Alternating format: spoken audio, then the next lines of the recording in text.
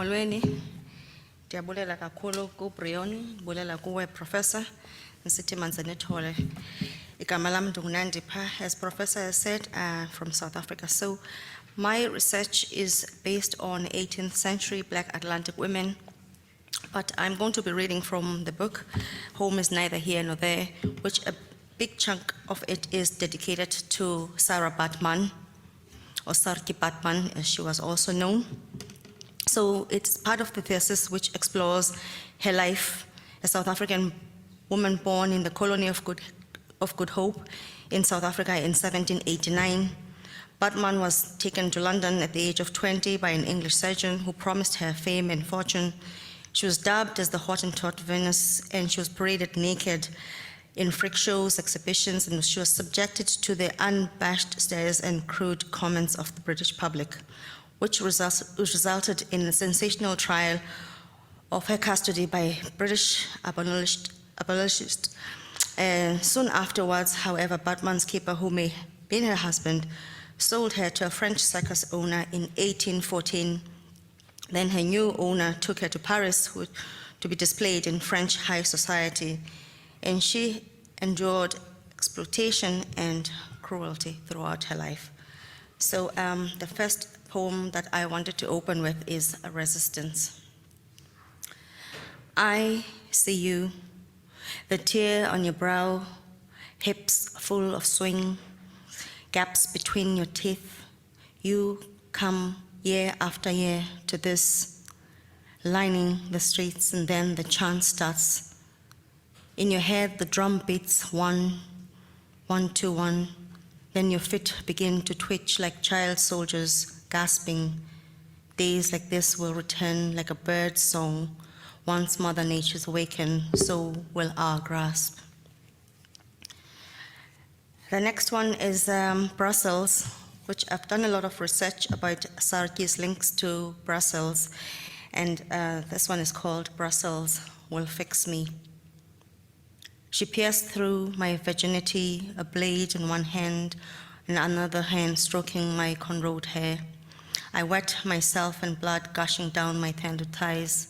He looks at me the way a husband does. I look at him intimately. I feel nothing he speaks, not even the scent of the rose water or pomegranate perfume I bathe in.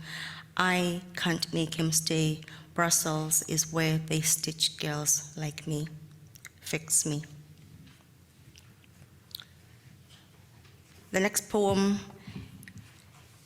I suppose, is connected to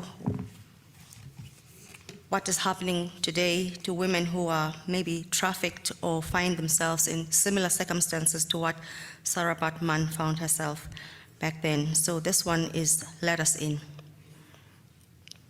She dances in the wind, her feet barely touching the ground, hair like an evening sunset, whispers to her heart. Her silhouette echoes a sense of presence, still lingering in the silent and empty streets. We search within our souls for witness, an ear so we can hear her screams as she's silenced by unyielding hands.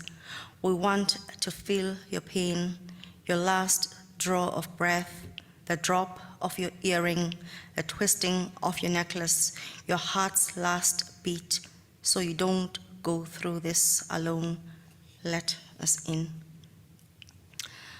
So I'm just going to read 2 more poems, and I'm going to maybe allow questions if there's any questions, and then I have to run. I have to go to Galway to the Kutch Festival. So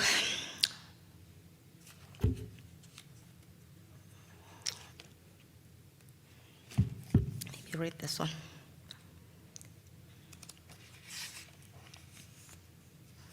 Freak show. How do you imagine the Houses of Parliament in 1800 Britain? Do you foretell a show, a trafficked woman exhibited naked, touched, her buttocks in amusement caged, men with cigars, women wearing wigs, laughing to their heart's content? England, I hate you. South Africa, my home. Now a soul is caged here in these chambers. And just one last one to close with. I suppose I'll read this one. Brainless skull. Her body parts were finally returned. Britain, breasts, France, her buttocks, Sweden, face. But where is her brain? Who has kept her wisdom? Thank you.